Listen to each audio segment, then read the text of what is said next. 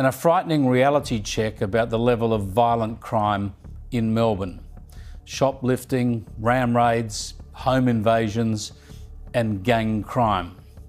Two young friends on their way home from basketball, brutally ambushed and attacked by a gang of machete-wielding thugs, the pair dying just metres apart, leaving behind two heartbroken families. Talking about car thefts in Victoria, which now make up more than half of the total car thefts in the country. That's how bad crime is in Victoria. Melbourne, once the jewel of Australia, the world's most liveable city. A place of culture, of opportunity, of safety, but something has gone horribly wrong.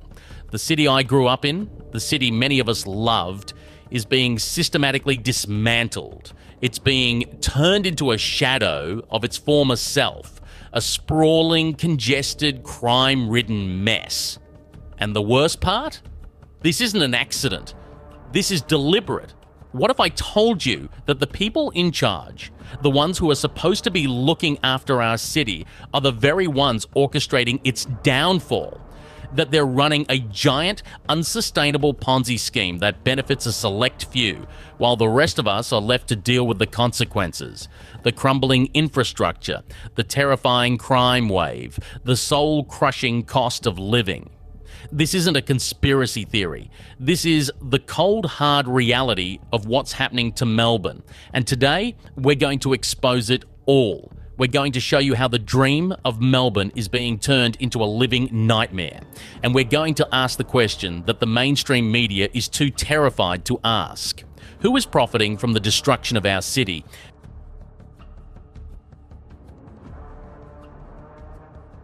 And if you want to help us fight back against the lies and corruption and get access to our uncensored, unfiltered, raw truths that no other media channel will cover, then join our Patreon.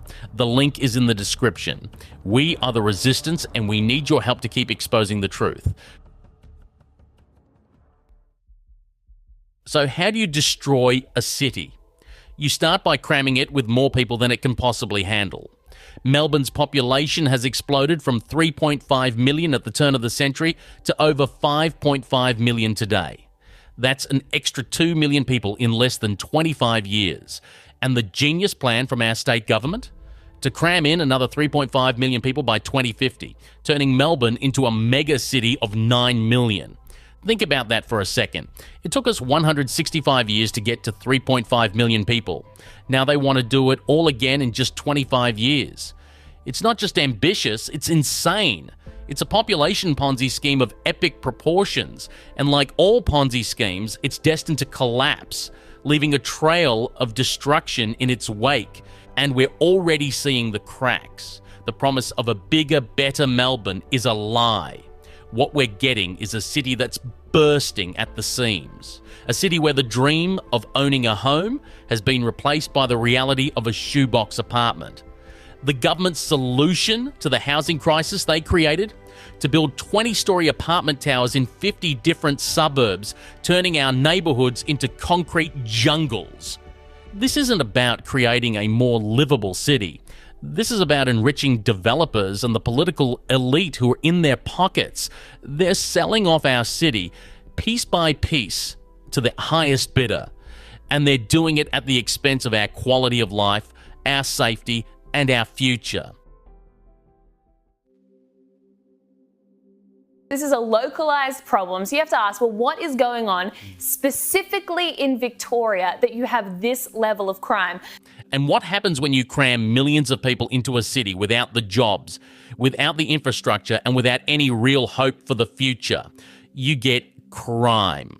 A tidal wave of it. Melbourne is now a city living in fear. The statistics don't lie.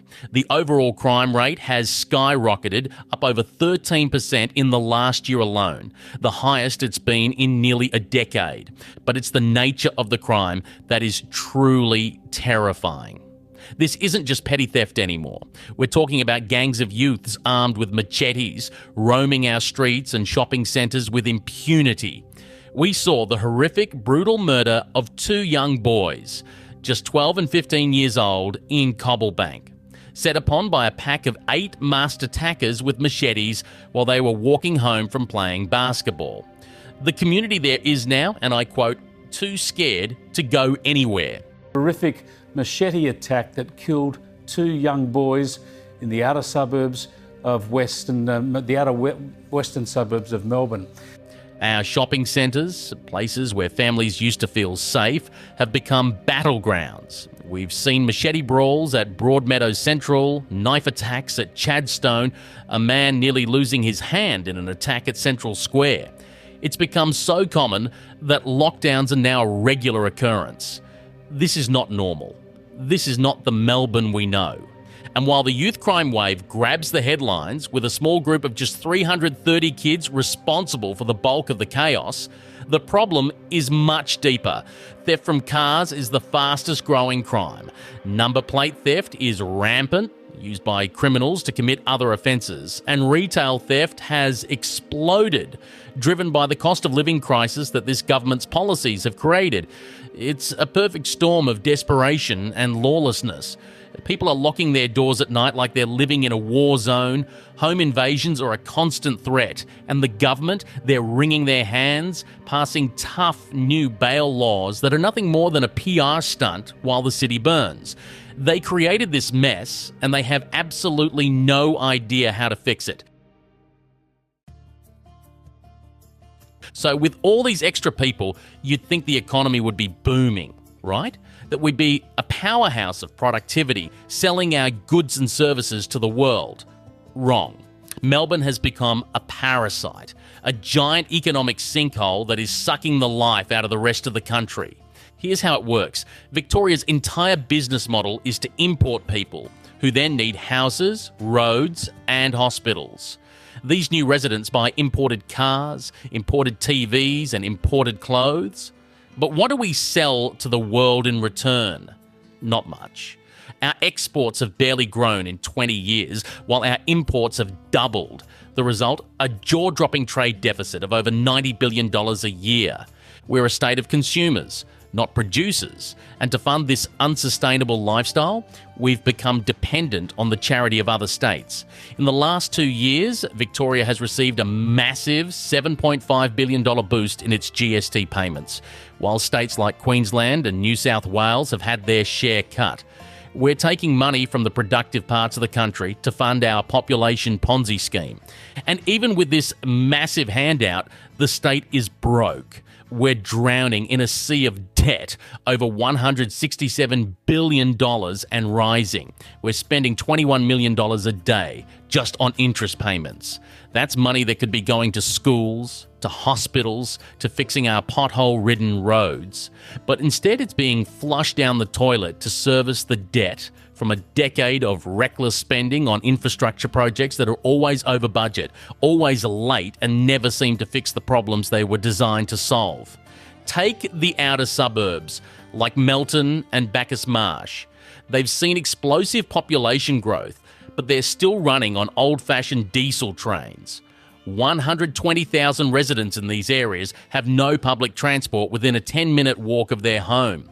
This is the reality of the bigger and better Melbourne, a city of broken promises and failed projects that are designed to look good on a press release, but do nothing to improve the lives of ordinary people. No wonder some people from African countries are saying it's safer back home than it is on the streets of Melbourne. Remember when Melbourne was the world's most livable city? We'd win it year after year. It was a source of pride. Now it's a sick joke, a cruel reminder of what we've lost. And it's not just a feeling. The data backs it up. A recent report found that more than a third of Melburnians feel their quality of life has gotten worse in the last year alone. And is it any wonder? The daily grind in this city has become a soul-crushing ordeal. The typical driver now spends a whopping 92 hours a year stuck in traffic. That's almost 4 full days of your life, every single year, just sitting in a car, going nowhere.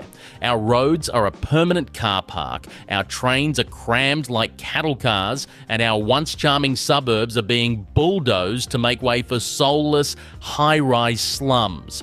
This isn't the vibrant, thriving city we were promised. This is a city in decline, a city where the social contract has been broken.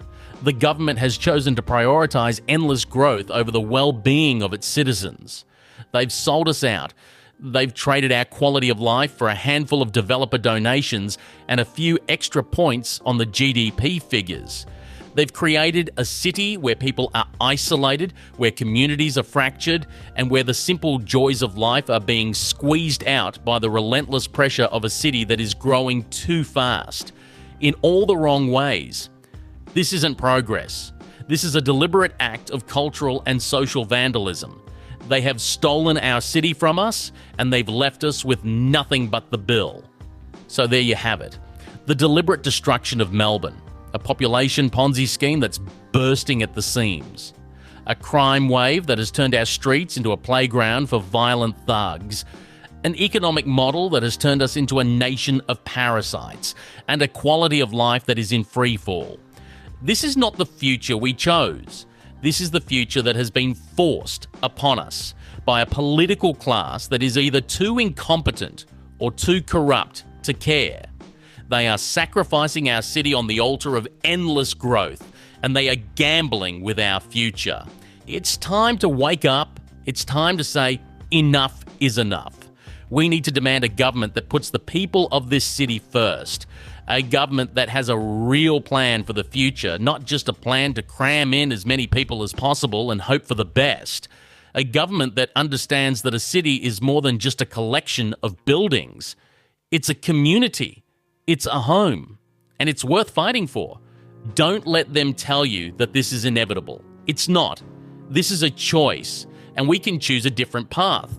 We can choose to build a city that is sustainable, that is safe, and that is livable for everyone, not just the wealthy elite. If you're as angry about this as I am, then share this video. Get the word out. And if you want to support our mission to expose the truth, then please consider joining our Patreon. We are the last line of defense against the lies and the corruption. We are the voice of the people who have been forgotten. And together, we can take our city back. To see the latest Australian crisis, click this video here.